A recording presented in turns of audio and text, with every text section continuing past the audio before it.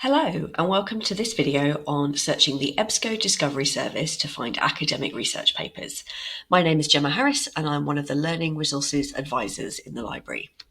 You can access the EBSCO Discovery Service either from the portal, portal.colchester.ac.uk, scroll down on the right hand side and look for the red library button.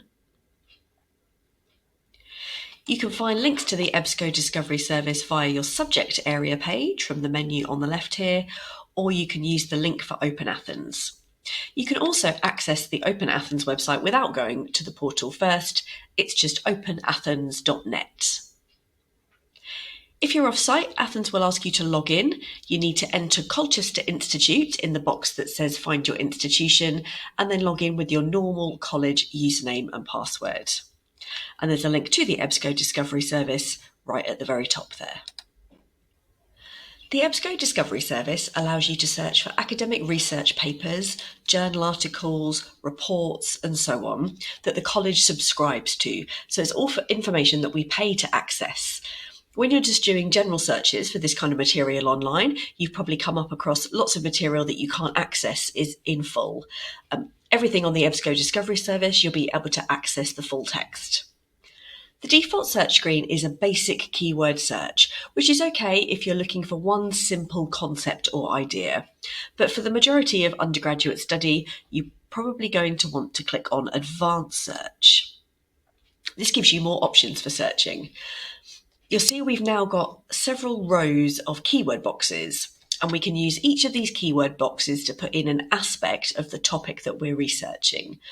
So if, for example, I'm looking for information on social media, I'm going to put that in as one of my keywords.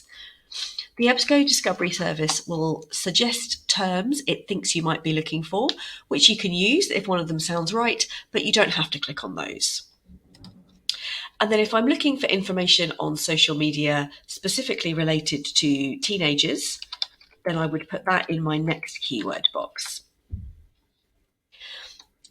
It has suggested teenagers or adolescents or young adults.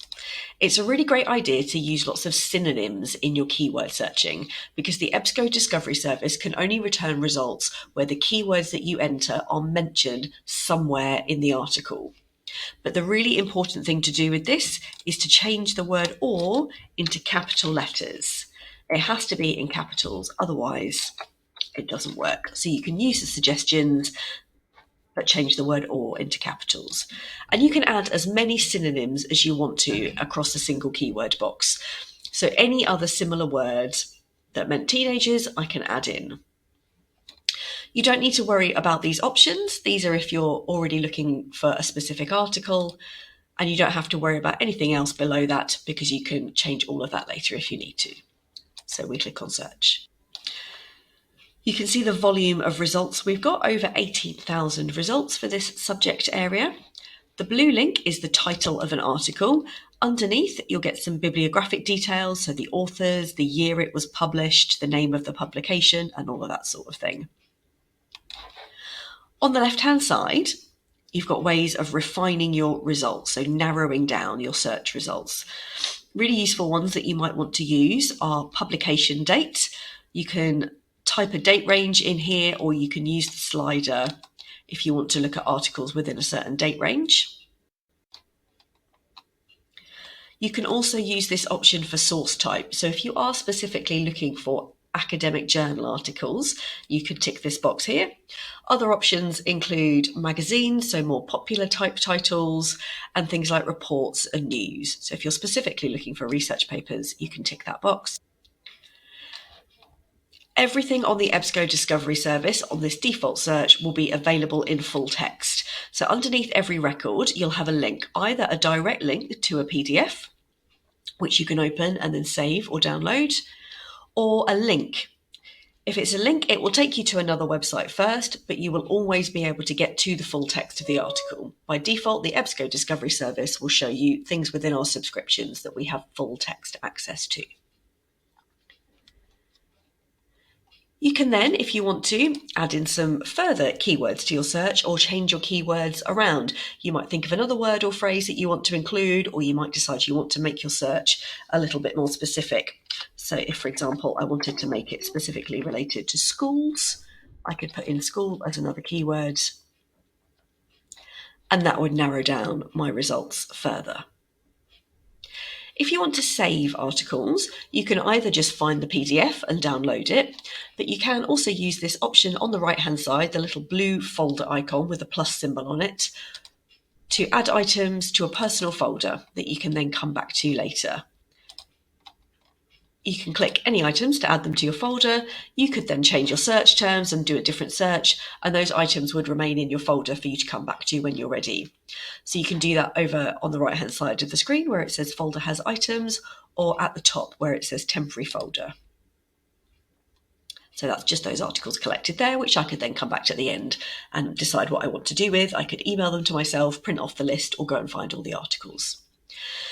The important thing about it being a temporary folder is that they would empty at the end of your session, but if you want to save them so that they're there next time you come back to use the EBSCO Discovery Service, it's really important that you sign in to My EBSCO. This is the same as with EBSCO ebooks. If you've used those before, you can either sign in with a Google account if you've already got one, or you can create a username and password to use. And that means those articles will always be there in your folder every time you come back to search the EBSCO Discovery Service. So do that if you want to keep hold of them that way. Signing in to the EBSCO Discovery Service will also allow you to look at your search history. You can see what searches you've done. You can save searches so that you can easily come and rerun them another day. And you can even set up alerts to be notified when new articles get added that meet your search terms. On this search results page, another thing that you might want to do is sort your results. By default, they are sorted by relevance, but you can change that to date if you want to see the most recent articles at the top. You can also use this page options button and change it from brief to detailed and click apply to see the abstracts of articles on this page. So you can quickly skim read a summary of what that article is about, and you can see wherever your search terms appear. One further thing that you can do with the EBSCO Discovery Service is you can turn the full text limiter off over on the left-hand side here with all the ways of refining your results.